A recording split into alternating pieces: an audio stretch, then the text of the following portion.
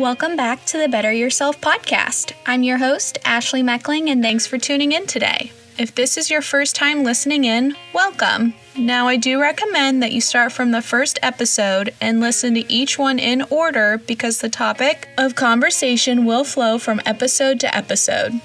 Now, before we dive into today's episode, I do want to remind you guys that I do not have any medical education and that everything I discuss is from information I've received from various psychiatrists and psychologists, as well as mental health books I've read and various research on the internet. Now, let's dive right in. Today's episode is all about self-compassion, self-kindness, and self-judgment.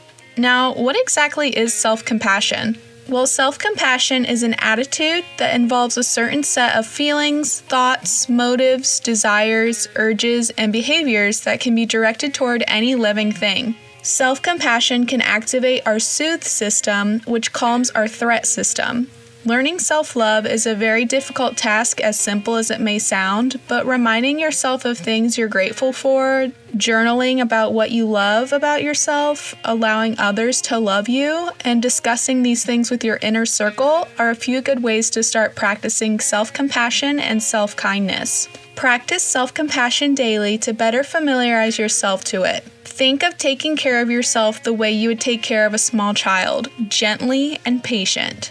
When it comes to core beliefs, the thoughts we have in any given situation are influenced by our core beliefs. These are the beliefs that we hold at the center of who we are that describe the basic nature of the world, and this influences our self-compassion. When we treat ourselves with self-compassion, we create space to normalize and process pain, allowing us to better be able to learn from our pain and move past it. Otherwise, over time, a lack of self-compassion will increase our chances of experiencing depression, stress, or even burnout. When we speak to ourselves unkindly with judgmental and criticizing self-talk, we trigger our sympathetic nervous system, causing our bodies to react by releasing our cortisol stress hormone. Now, I know we all have a self-critic, which is used for self-protection because our brains tend to remember criticisms and negative comments as an act of self-protection. So instead of speaking to yourself as your inner critic, speak to yourself as your inner coach, encouraging yourself to practice self-compassion. Now, I know that was quite a bit of information, but hopefully you guys found it helpful and educational.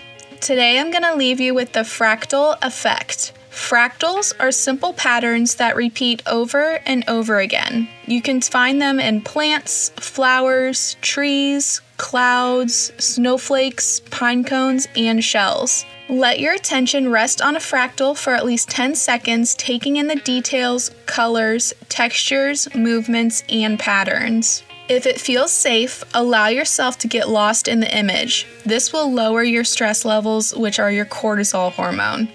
And don't forget, you can always call 988, which is the National Suicide and Crisis Prevention Hotline, if you're ever having a mental health situation and need to speak to someone immediately. Thank you for listening to today's episode. I hope you found it helpful and educational and enjoyed it as much as I did. Don't forget to listen in to the next episode on every other Thursday, as well as my music that I've released on Spotify, Apple Music, and YouTube. My music is listed under the name Ash, A-S-H, which is in all capital letters with an exclamation point. Also, feel free to give this podcast a follow on Instagram, Facebook, or Threads at Better Yourself Podcast. I hope you guys have a great rest of your day. See you guys later.